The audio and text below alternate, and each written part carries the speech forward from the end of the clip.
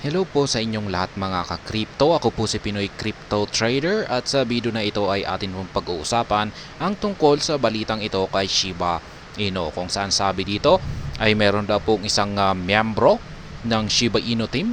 Yan ang nagsabi na mas maganda po or mas okay pong mag-migrate tayo. Yan, mula sa mga exchanges papunta kay Shibarium. Yan, dahil sa pamamagitan po nito ay makakatulong po ito para ma-increase yan or mapalaki ang burn rate or pagsusunog kay Shiba Inu. Yan, sa token po ng Shiba Inu. Yan po ang ating balita. Yan ang balita na atin pong pag-uusapan sa video na ito. Pero bago po tayo magpatuloy, ay nais ko po munang bigyang linaw ang aking disclaimer kung saan ang nilalaman po ng video na ito ay hindi po ito isang financial advice. For education and information purposes lamang po ang layunin nito. Maliban po dito, ay nais ko na rin pong magbigay babala na wala pong kahit anumang group chat ang Pinoy Crypto Trader. At ayan mga ka-crypto, hindi raw po para makatulong raw po tayo sa pagsusunog yan sa malaking supply, natitirang malaking supply ng Shiba Inu tokens ay mas makakabuti po na gamitin natin ang Shibarium. Ayan, kaya kung pag gumagamit po tayo or kung pag nakalagay lamang po yung ating Shiba Inu tokens sa exchanges ay mas makakabuting pong ilipat na lamang daw natin ito kay Shibarium. Yan, ito po yung sabi dito.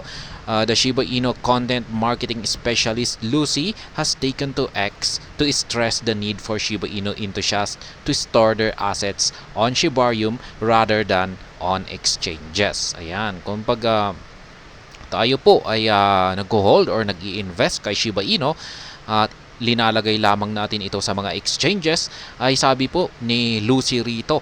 Yan, si Madam Lucy po ay ang marketing specialist ng Shiba Inu. Yan, siya po ang nagpro-promote. Yan, siya po yung trabaho po niya ang nagpro-promote kay Shiba Inu. At ayan, sabi po niya rito, yan, may inilabas po siyang pahayag sa X platform. Yan, formerly known as Twitter po ito. Ito po yung dating Twitter. Yan, pinalitan po ng pangalan na X ngayon. X na po siya. Ayan, at sabi po ni Madam Lucy ay mas makakabuti daw po na imbes na ilagay natin yan or i-store natin sa mga exchanges yung ating Shiba Inu token, ay mas makakabuti daw po na ilagay na lamang natin ito or ilipat natin kay Shibarium. Yan po yung kanyang linabas na pahayag at ito po yung paliwanag. Yan, in the tweet, Lucy first highlighted a prevailing inquiry regarding Shibarium's role in Shiburn. The Shiba Inu representative corrected that asking when Shibarium will burn SHIB tokens is a wrong question. Ayan, mali daw po na tanong yan kung kailan magsusunog ang Shibarium ng SHIB tokens. Yan, sabi niya dito ay Lucy noted that the question is technically inaccurate. Ayan, sabi niya rito ay technically ay hindi po tugma yung tanong na ito. Ayan, since the Shibarium blockchain itself cannot burn SHIB tokens. Ayan, yung Shibarium blockchain itself ay hindi po talaga ito magsusunog ng SHIB tokens. Instead, she posed a more pressing query to the Shiba Inu community. Yan, when will you all migrate from exchanges and start using Shibarium? Ayan, ang paliwanag po dito ay totoong hindi po magsusunog ang Shibarium ng SHIB tokens. Ayan, wala po itong kakayahan na magsunog ng SHIB tokens. Ngayon ay meron po itong auto burning mechanism. At ngayon ay gagana lamang po ito. Yan, yung kanyang burning mechanism na ito kung may gumagamit kay Shibarium or kung may gumagamit dito sa Shibarium blockchain nito. Ayan, kaya kung walang gumagamit or konti lang talaga ang gumagamit, ay talagang konti na rin yung masusunog. Kaya ang gusto ni Madam Lucy dito ay gamitin natin ito. Gusto niya na marami ang gumamit nito. Yan, dahil alam naman po natin na ang community ni Shiba Inu ay napakalaki. Marami pong sumusuporta kay Shiba Inu. Kaya yung sobrang dami ng mga ng community nito or sobrang laki ng community nito ay kung gagamitin nila ang Shiba Inu network ay talagang dito magkakaroon o mararamdaman talaga natin yung malaking masusunog na SHIB tokens. Kaya yan po yung sa tingin ko sa aking pagkakaintindi rito na gustong ipaliwanag yan ni Madam Lucy sa lahat. Yan. Kaya yan nga yung tanong niya, when will all of you migrate from exchanges and start using Shiba Inu? Ayan, sabi niya rito ay kailan daw po tayo lilipat mula sa mga exchanges papunta kay Shiba Inu. Kaya yan, ito po yung kanyang aktual na pahayag or post dito sa X platform.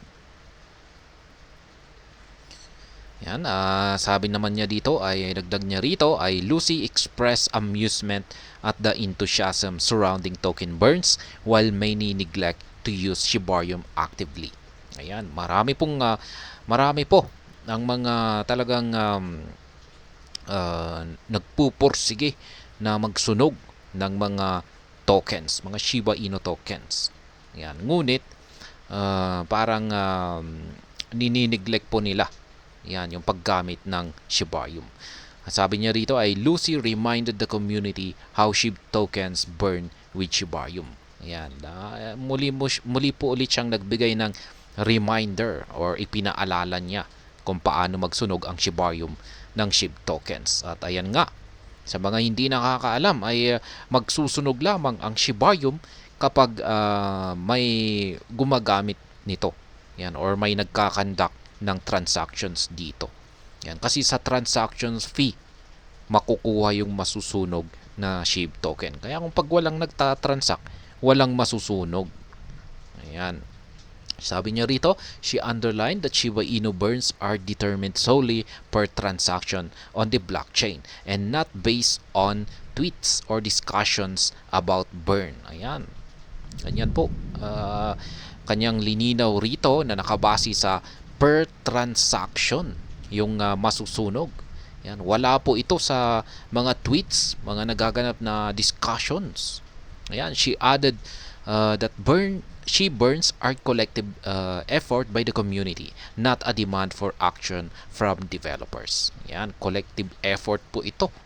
Hindi po demand ng or demand for action. Hindi po yung mga developers ang kikilos rito para masunog ang Shiba Inu tokens. Ito ay nakabase po sa pagtutulungan. Ayan, pagtutulungan ng community para sunugin ang Shiba Inu token.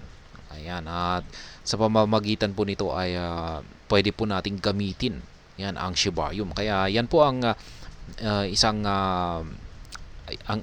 feature yan kung bakit ito ay ginawa ng mga developers. Ayan. Sabi dito ay the fact remains that SHIB burns are community effort, not a call to the developers saying do something. Ayan, Lucy remark. Ayan, tama po siya. Huwag po nating iasa lahat sa mga developers na sila ang gumawa ng paraan para sunugin ang natitirang supply ng Shiba Inu tokens. Yan, kailangan po natin na tayong community ng Shiba Inu ay kumilos na rin at magbigay ng effort, yan, sariling effort natin para sunugin ang natitirang supply ng Shiba Inu tokens. At magagawa po natin yan sa pamamagitan ng paggamit ng Shibarium blockchain. Yeah, sabi niya dito, in other words, the more Shiba Inu enthusiasts engage with the Shibarium platform, the more they contribute to SHIB token burns. Ayan, yan po yung sinasabi ko kanina na habang mas marami ang mga users, yan, or mga users nagagamit or gumagamit kay Shibarium, ay mas marami ang masusunog na tokens. Kaya, ayan. Also, Lucy highlighted that the Shiba Inu community has the numbers to push for significant token burns. Yan po yung sinasabi ko. Yung community has numbers. Yan, ibig sabihin niya dito, napakalaki yung community ng Shiba Inu. Ayan, to push for significant token burns. Ayan, para magkaroon ng napakalaking pagsusunog, yan, sa token ng sa Shiba Inu token. Ayan, provided SHIB holders join the burn movement in mass. Ayan. Magagawa daw po natin ito, yung malaking pagsusunog sa Shiba Inu tokens, basta lahat ng mga holders, yan, tayong mga holders ay magtutulungan, yan, para magsunog. Yan, magkaroon tayo ng burn movement. Yan ang sabi ni Madam Lucy. Lucy urged the community to support the activity in their millions. Yan, suportahan daw po natin. Yan ang ito yung activity na ito, or suportahan natin ang Shibarium network or blockchain. Yan, suportahan natin sa pamamagitan ng paggamit nito. Ayan, moreover, the SHIB representative noted that fees on Shibarium are almost negligible but could increase with higher traffic. Ayan, store assets on Shibarium, not exchanges. Ayan, nilagay daw po natin yung ating mga assets dito sa Shibarium at wag sa mga exchanges. Yan ang sabi niya rito. Maliban na lamang kung talagang nagtitrade tayo, kung lagi nating ginagamit yung ating assets sa pagtitrade. Pero kung pag hinuhold lamang siguro natin ito, ayan, hinuhold natin at nakalagay lang sa exchange, ay mas mabuti na ilagay daw natin ito kay Shibarium. Sabi niya rito ay, furthermore, Lucy highlighted the security features of Shibarium. She stated that assets stored on the platform are safe as they would be on an exchange. Ayan, yan yung sinabi ni Madam Lucy rito na mas secure daw po yung ating asset pagdating dito kay Shibarium kumpara sa naka-store ito sa mga exchanges. Ayan, sabi niya dito, meanwhile, Lucy called the SHIB Army's attention to the risk associated with using centralized crypto exchanges to manage their Shiba Inu portfolio. Ayan, sabi ni Lucy rito, ay meron daw risk, yan, or yan na may kaugnayan, yan, or mayroon daw pong mga risk sa mga centralized crypto exchanges. Ayan, nagbigay siya ng attention dito, or parang babala. Ayan, she cited the case of the bankrupted FTX exchange, which at its peak was the second largest exchange. Yan, inilabas po niya rito yung naganap na pangyayari kay FTX exchange. Yan, si FTX ay isa po siyang centralized exchange na katulad din po ni Binance. Yan, sa mga hindi nakakaalam ay nag-collapse po ito. At hanggang sa ngayon ay talagang pinag-uusapan ito at inaalam kung ano ba talaga ang tunay na nangyari rito. At at ang FTX exchange ay siya po ang pumapangalawa na largest exchange sa buong mundo. Yan, nangunguna ay si Binance at siya ang pumapangalawa. Kaya yan, ililabas po ito ni Madam Lucy. Yan, hindi po ligtas ang mga exchanges. Yan, hindi ligtas, may risk po ito. Yan, kaya nakakatakot na ilagay natin dito or i-store natin yung ating mga asset. Ayan, sabi pa niya rito ay, ultimately, she extended an invitation to OpenSea, a popular NFT marketplace, urging them to consider integrating Shibarium. Ayan, yan po yung trabaho kasi ni Madam Lucy. Ayan, nagpro-promote, siya po ang taga-promote. Ayan, kay Shiba Inu. Ayan, kaya ayan, iniimbitahan daw po niya yung OpenSea. Yan, isang sikat na NFT marketplace na gamitin nila or i-integrate nila ang Shibarium platform. At ayan, ang masasabi ko naman po rito ay tama po yan, yung gaya nga ng aking sinabi kanina, kung hindi naman po natin tinitrade yung ating asset, lalong-lalo na kung yung ating Shiba Inu tokens ay nakalagay lamang sa isang exchange, naka-store lamang dyan. Ayan, at hindi natin ito trade or hindi natin ito ginagamit, ay mas makakabuti po, sang-ayon po ako sa sinabi ni Madam Lucy, na mas makakabuti po kung lipat na lamang natin ito, i-transfer na lang natin ito dito kay Shibarium. At ayan ang tungkol sa balita natin ngayon sa araw na ito kay Shibarium. Hanggang dito na lamang po tayo sa video na ito. Sana po ay inyong nagustuhan ang aking paliwanag dito. Kung inyo po itong nagustuhan ay pakiclick lamang po ang like button nito. Para naman po sa mga bago lamang dito, kayo po ay aking inaanyayahan para mag-subscribe. Pakiclick na rin po ang bell icon nito dahil ito po ang siyang magsisilbing notification nito sa mga bago kong videos na akin pong ina-upload sa aking YouTube channel na ito. Marami pong salamat sa panonood, ingat po tayo lagi at God bless po sa ating lahat.